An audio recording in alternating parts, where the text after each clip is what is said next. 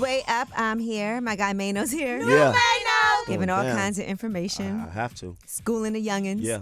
All right, let's get into some Yeetie. Now, Bobbi Althoff sat down with NLE Choppa, and the two of them had a very candid conversation about contemplating and having suicidal thoughts. Here is what was said. I was just in high school. I just started high school. Oh, I tried to kill myself when I was 14. Why did y'all do that to yourself? Because I didn't want to live. I'm so glad you didn't do that. Oh, that was a sweet thing. And listen, it's really important for anybody who is going through anything to be able to talk about it.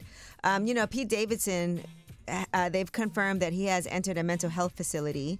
He had a really busy year. He recently had another breakup. He had scheduled performances across the country over the next 3 months. He canceled all of them. And he had done this also last year. He sought similar help and decided he needed to focus on managing his mental health. And he said he always feels like the walls are going to close in or something's going to be ripped out. He does a lot of trauma therapy trying to figure out why. And let's not forget that his father also died during the 9/11 attacks at the World Trade Center. He said, my dad told me he was going to pick me up from school on 9/11. I got picked up by my mom. She didn't tell me what was going on for like 3 days. Wow. So imagine the type of effect that something like that could have. You never know what somebody's going through.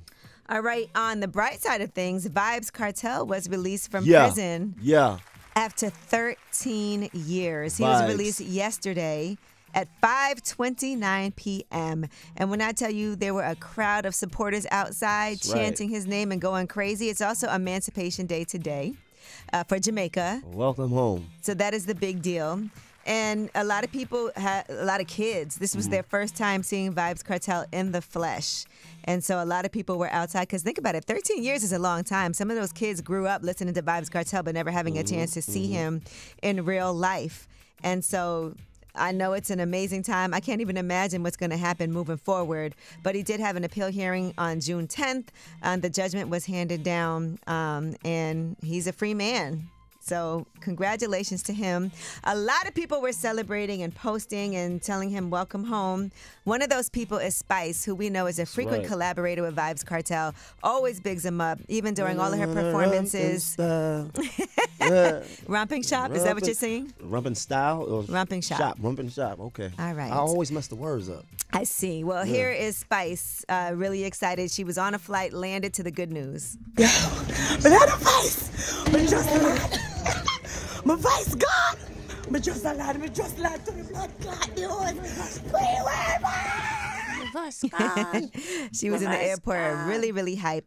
And, right after his release, he posted a video of himself on Instagram. He's in a limo with his wife. Yeah. And then he was posting a lot of video with her. She's like, I don't have makeup. He's like, you don't need any makeup. Yeah. So that's cute. Good for him.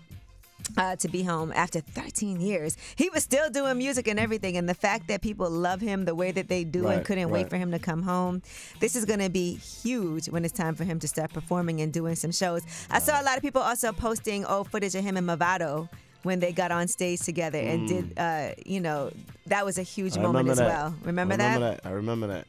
All right, well, that is your Yeetie. When we come back, we have Under the Radar. And how could I not talk some more about this Donald Trump interview with the NABJ and things that were said there? I mean, he was talking about abortion. He was talking about police immunity. It's not good. I hope he keeps on doing these interviews. All right, it's Way Up.